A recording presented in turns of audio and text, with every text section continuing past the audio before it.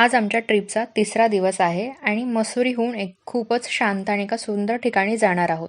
सकाळी हॉटेलमध्ये buffet breakfast लावला होता. त्यामध्ये मी छोले भटुरे आणि मॅगी घेतलेलं.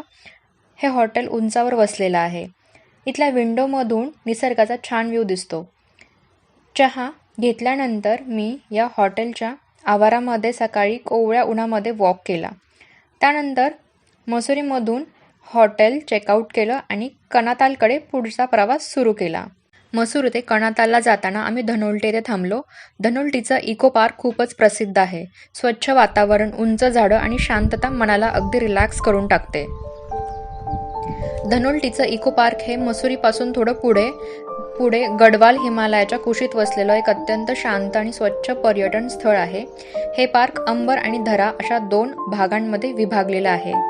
इको पार्कमध्ये प्रवेश करताच जाणवते ती थंड, ताजी हवा, उंच देवदार, ओक आणि पाईनची झाडं.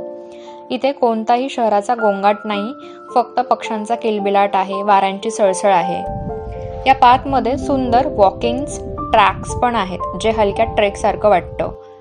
निसर्गप्रेमी आणि फोटोग्राफी करणाऱ्यांसाठी हे ठिकाण एकदम परफेक्ट आहे.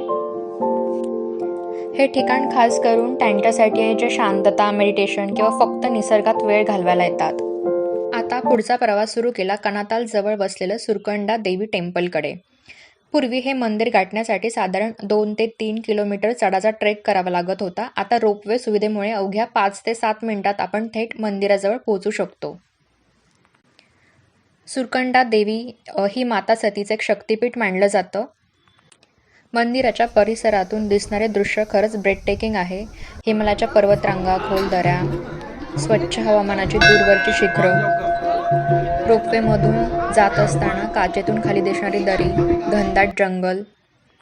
त्यानंतर आम्ही फायनली सुरकंडा देवीचं दर्शन घेतलं आणि आम्ही आमच्या स्टेसाठी हॉटेलकडे चेक इन करायला वळालो. ॲडव्हेंचर लव्हरसाठी कनाताल म्हणजे पॅराडाईज आहे. इथे झिपलाईन, ट्रेकिंग, कॅम्पिंग अशा अनेक ॲक्टिव्हिटी करता येतात. संध्याकाळी हा परिसर अजूनच शांत होतो. इथे असणारे डोंगर आणि थंड वारा, मनाला मिळणारी शांतता.